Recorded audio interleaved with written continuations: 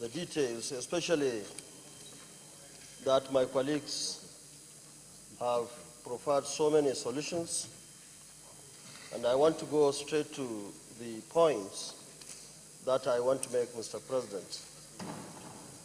Mr. President, I suggest that government ought to liaise with states and local governments and other stakeholders in training and retraining of particularly youth and women in various trades, especially poultry, horticulture, football making, bee farming, plumbing, etc., etc.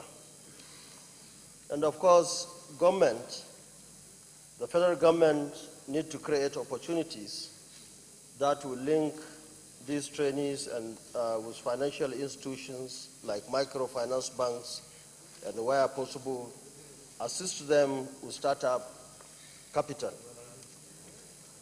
Provide reliable and affordable power supply. Mr. President, the key driver that will ensure the diversification of our economy is for the government to ensure the supply of reliable and affordable power supply. Government should focus more on construction work and agriculture. Government spending should be directed at projects like agriculture and construction works, because these often always have direct multiplying effect on the lives of the citizens. Furthermore, private sector should also be encouraged to invest in these two sectors. Government should ensure timely supply of subsidized farm inputs. Mr. President, another critical issue is that of farm inputs. Government should supply them, the fertilizers, seeds, pesticides, at subsidized rate and at an appropriate time before the rains set in.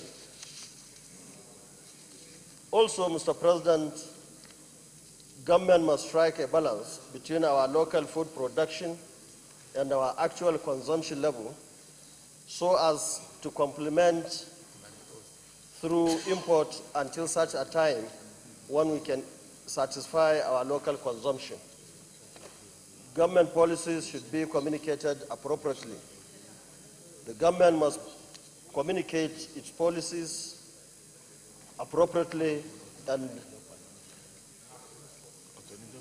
must, as much as possible, avoid policy somersaults, as this will encourage investors. Multiple taxation between federal and state governments. Mr. President, I commend the efforts of Joint Tax Board for trying to streamline and address the issue of multiple taxation between federal, state, and local government, and call on them to hasten the harmonization of our tax regime across the various tiers of government, and where possible, stop some tariffs and overtaxes to lessen the effect of the recession on our small and medium enterprises. Reduction of examination fees of JAM, WAEC, NECO, and NAPTEC. Mr. President, considering the grim economic situation, in order to ease its impact on the economic of families, government should review downward fees of unity colleges and registration fees in our tertiary institutions, as well as reduce examination fees of WAEC, NECO, NAPTEC, JAM, etc., etc. Mr. President, experience has shown that the federal government does not benefit much from these charged fees, and it will cushion the effect of the economic downturn of our people. The current minimum wage, Mr. President, is not very realistic, and therefore, Mr. President, government needs to look at it, because today the minimum wage of 18,000 can hardly buy a bag of rice. It is therefore only logical for a review of such minimum wages and demand for higher productivity from the workers. Even though in 2015 budgets, government made a drastic increment in our capital and recurrent expenditure ratio, I call on government to improve on cutting down recurrent costs and look at ways of improving the budget implementation and performance. Finally, Mr. President, I commend the federal government, the military, and other security agencies for the improved security situation. However, the link between security and the economic condition of our people cannot be overemphasized.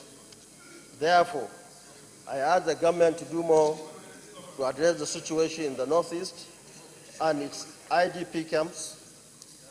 Furthermore, there is need to engage and address the Niger Delta militants as well as other security challenges like kidnapping, conflict between farmers and pastoralists, cattle rustling, as this will further enhance our economic fortunes.